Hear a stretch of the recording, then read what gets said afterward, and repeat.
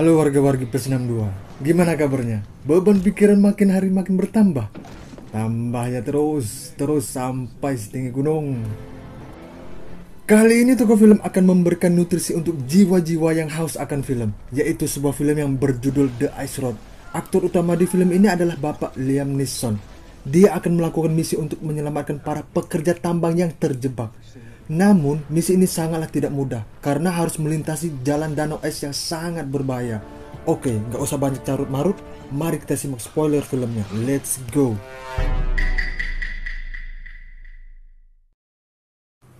Film dimulai dengan memperlihatkan sekelompok pekerja yang sedang menggali di terowongan pertambangan milik perusahaan Katka di Amerika Utara. Seorang mandor pun mempertanyakan kenapa sensor gas metana di terowongan itu mati. Apa itu gas metana? Nanti saya jelaskan. Seharusnya sensor itu dinyalakan untuk memperingatkan jika mengenai pusat gas metana. Lalu di luar terowongan tiba-tiba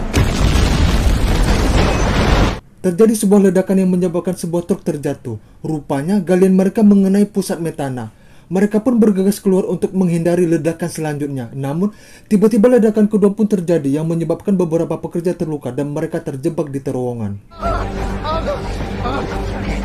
Nah, sedikit saya jelaskan tentang gas metana. Gas metana itu adalah gas alami yang tidak berbau dan tidak berwarna. Dan gas ini mudah terbakar. Nah, gas LPG yang biasa kita pakai itu adalah gas metana. Tapi, kalau gas metana di tabung LPG itu dicampur sedikit belerang untuk mengetahui jika ada kebocoran gas. Mengerti sajalah kalian. Oke, lanjut. Kemudian di suatu bengkel terlihat seorang laki-laki bernama Gurti yang sedang dibully oleh teman-temannya. Bulian itu dihentikan oleh Mr. Micken, lalu meninju orang yang membuli Gurti tersebut. Karena hal tersebut, Micken dan Gurti dipecat dari tempat kerjanya. Gurti merupakan saudara Mr. Micken dan rupanya Gurti ini agak sedikit idiot. Mr. Micken pun membawa Gurti ke rumah sakit untuk mengobati penyakit idiotnya itu. Kabar kecelakaan tambang Katka terdengar sampai ke Wakil Menteri. Lalu Wakil Menteri menginstruksikan pangkalan militer AU secepatnya mengirimkan peralatan keselamatan ke perusahaan Katka menggunakan pesawat. Akan tetapi mereka tidak menyanggupinya karena peralatan keselamatan tersebut terlalu berat, yaitu 30 ton. Itu hanya bisa dibawa menggunakan jalan darat. Maka Wakil Menteri menyuruh bawahannya untuk mencari super truk yang handal untuk membawa peralatan keselamatan sampai ke tambang Katka.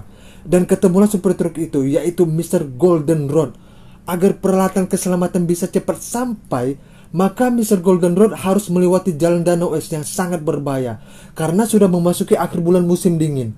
Jadi di Amerika Utara sana, kalau musim dingin, danau atau sungai yang membeku itu dijadikan jalan pintas untuk kendaraan.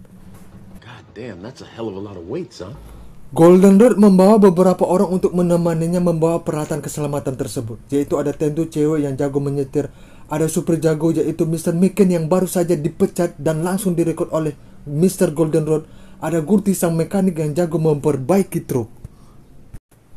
Kembali lagi ke pekerja tambang yang terjebak. Terlihat mereka sangat kelelahan karena kekurangan oksigen. Lalu mereka mendengar suara ketukan dari selang pipa. Rupanya itu adalah kode Morse yang diketukan dari luar terowongan. Kode Morse itu cara mengirim pesan menggunakan sandi. Biasanya sering digunakan oleh tentara militer.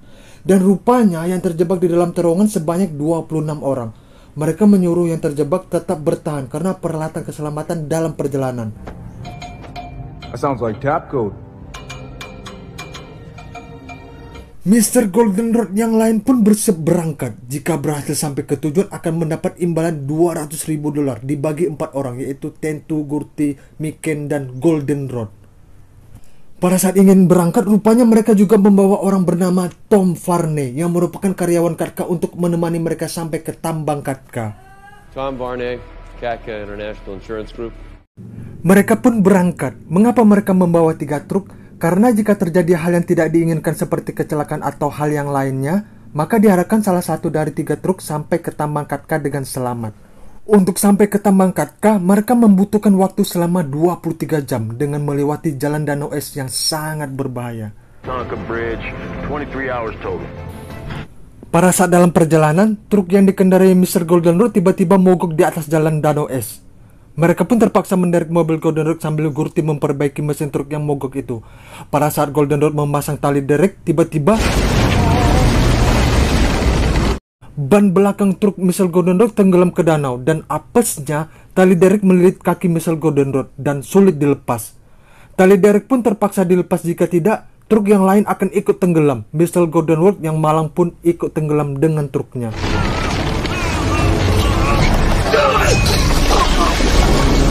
Rupanya akibat truk itu tenggelam membuat retakan es di jalan danau tersebut. Mereka harus bergegas pergi dari tempat itu. Jika tidak, mereka akan tenggelam juga. Mereka berpacu dengan retakan es yang sangat mematikan di belakang truk mereka.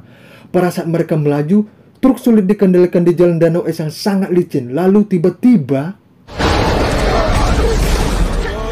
truk oleng dan terguling. Mereka tidak ada harapan lagi untuk menghindari retakan es danau itu. Akan tetapi retakan es tersebut tiba-tiba berhenti. Mereka sangat beruntung karena tidak jadi tenggelam ke danau. Kembali lagi ke mereka yang sedang terjebak. Di dalam terowongan sangatlah tidak stabil. Masih ada getaran-getaran tanah. Lalu tiba-tiba terjadi reruntuhan tanah yang menyebabkan beberapa orang terluka dan cedera.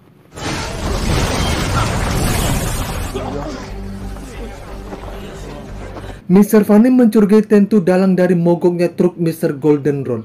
Lalu dia menceritakannya ke Miken. Rupanya Tantu dulunya pernah bekerja dengan Golden Road, akan tetapi dipecat oleh Golden Road karena membawa truk tanpa izin.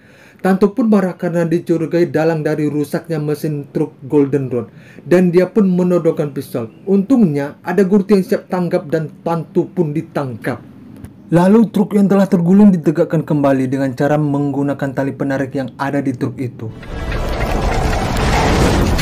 Badai salju pun mulai turun. Ketika Gurti dan Miken memeriksa muatan truk, tiba-tiba si Bangke Varney malah menutup pintunya dan mengurung Miken dan Gurti di dalam. Rupanya dalang dari kematian Mr. Goldenwood adalah si Bangke Varney.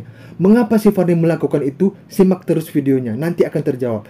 Si Varney pun meletakkan sebuah bom di bawah truk yang dikendara Miken dan Gurti. Lalu ia pergi. Miken dan Gurti yang terkurung mencoba meloloskan diri dengan cara membobol jendela ventilasi truk.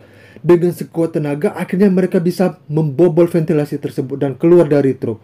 Miken pun menyadari bom itu dan dengan cepat melemparkan bom menjauhi truk, dan mereka pun selamat dari ledakan tersebut.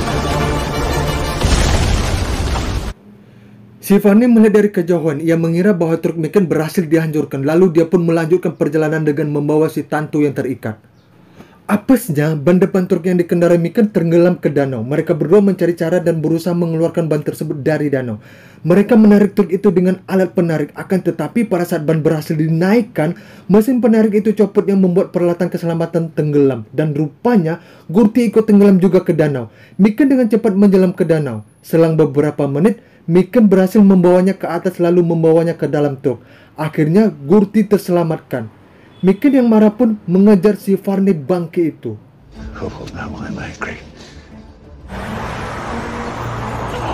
Si Varney berhenti di suatu tempat dan bertemu dengan manajer perusahaan pertambangan Katka. Rupanya Varney melakukan ini semua atas suruhan dari manajer tambang Katka. Manajer tidak ingin peralatan keselamatan sampai ke tempat tambang. Loh, kok gitu ya? Padahal ini kan untuk menyelamatkan karyawannya. Nanti akan terjawab. Simak terus videonya. Di dalam terowongan, beberapa orang telah batuk-batuk dan sakit-sakitan. Lalu seseorang bernama si Bangke mempunyai ide untuk mengurangi jumlah mereka, yaitu mengurangi sepertiga dari 26 orang yang terjebak. Maksudnya membunuh sepertiga orang. Sang mandor tidak setuju dengan ide gila itu, dan di sini terkuak mengapa ledakan sebelumnya terjadi. Rupanya sang manajer perusahaan sengaja menyuruh para pekerja untuk mematikan sensor metana agar mereka bisa menggali lebih dalam dan mendapatkan keuntungan yang sangat besar. Dan para pekerja mendapat uang tutup mulut sebesar $100 setiap bulannya. They made us cut the damn sensors, Rennie. $100 per man per month. Lalu sang mandor melarang ide gila si Bangke tadi, yaitu mengurangi sepertiga dari mereka. We're getting out of here together or not at all. Pada saat di dalam truk, Varney membangunkan Tantu yang sedang berpura-pura tidur. Lalu setelah itu Tantu berhasil menyerang Varney dan mengeluarkannya dari truk. Tantu melepaskan ikatan tangannya untuk bisa kabur dari Varney. Akan tetapi Varney rupanya berhasil mencabut selang minyak truk Tantu. Si Varney pun mengejar Tantu menggunakan mobil anak buahnya. Tantu pun meminta bantuan melalui alat radio truk. Untungnya terdengar sampai ke truk Miken. Dengan cepat Miken menuju lokasi Tantu. Mayday! Mayday, come in! Everybody come in! Just hang on. We're coming. Namun Miken dan Gurti rupanya dihadang oleh anak buah Varney. Mereka bertarung sengit di dalam truk. Pada saat bertarung, Gurti jatuh dari truk dan berhadapan langsung dengan anak buah Varney. Akhirnya mereka berdua berhasil mengalahkan anak buah si Varney dan lanjut mengejar Varney.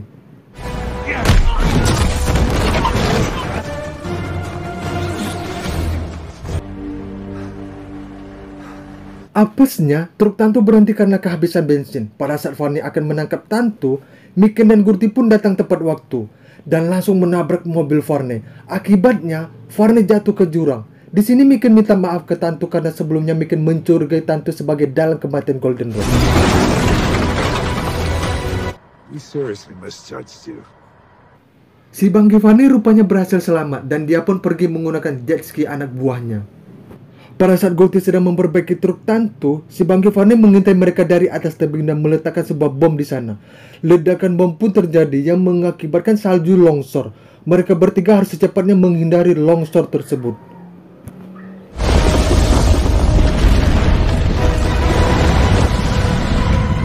Truk Miken berhasil menghindari longsor tersebut, namun kaca depan truk Tantu mengenai serpian-serpian kayu dari longsor salju, dan serpian kayu itu mengenai dada Tantu. Tantu dipindahkan ke truk Miken dan box yang berisi alat keselamatan dipindahkan juga ke truk Miken. Mereka pun melanjutkan perjalanan. Scene pun berpindah dengan memperlihatkan para petinggi yang sudah menyuruh Varney untuk menggagalkan pengiriman alat keselamatan. Hal ini dilakukan mereka agar mereka tidak disalahkan akibat terjadinya ledakan di tambang Katka. Everything was cash, so there's no paper trail. Si Bang Giovanni tidak menyerah untuk menghentikan Miken yang membawa peralatan keselamatan. Dia berhasil menyusul truk Miken menggunakan truk milik Tantu yang ditinggalkan tadi. Mereka pun memasuki jalan es danau lagi. Si Varney membantingkan truknya ke arah box. Gurti mengambil alih kemudi, sedangkan Miken mencoba untuk menghentikan si Bang Giovanni.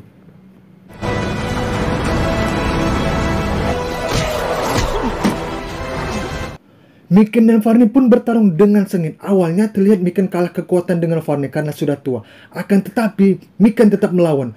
Pada saat mereka kembali ke dalam truk, Miken memacu truknya dengan cepat lalu terjun dari truk tersebut. Hal ini mengakibatkan truk tenggelam bersamaan dengan Varney yang masih berada di dalam truk.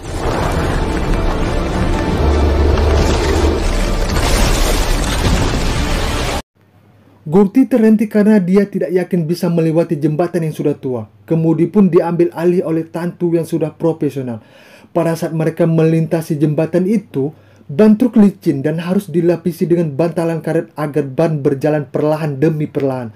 Akan tetapi, kabel jembatan mulai putus satu persatu.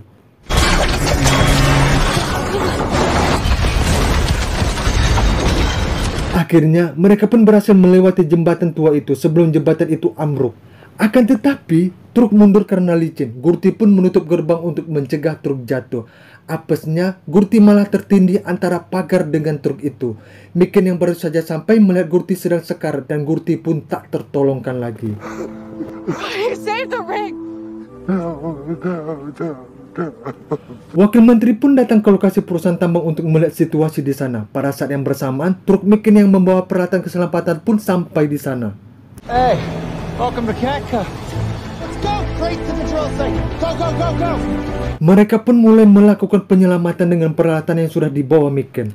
Akhirnya, 26 pekerja tambang yang terjebak terselamatkan dan perbuatan busuk manajer Katka ketahuan.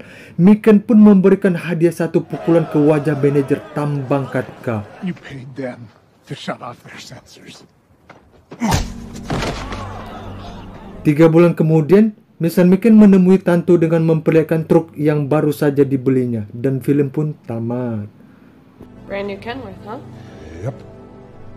Find yourself pining for the ice road, you know where to find me. Yap, itu tadi adalah film The Ice Road. Apakah filmnya seru? Ya, lumayan seru. Dan pelajaran yang bisa dipetik dari film ini adalah yang pertama, dilihat dari sisi pekerjaan. Bekerja itu harus mengutamakan keselamatan. Apalagi kalau bekerja di lapangan kan, bekerja di area yang berbahaya.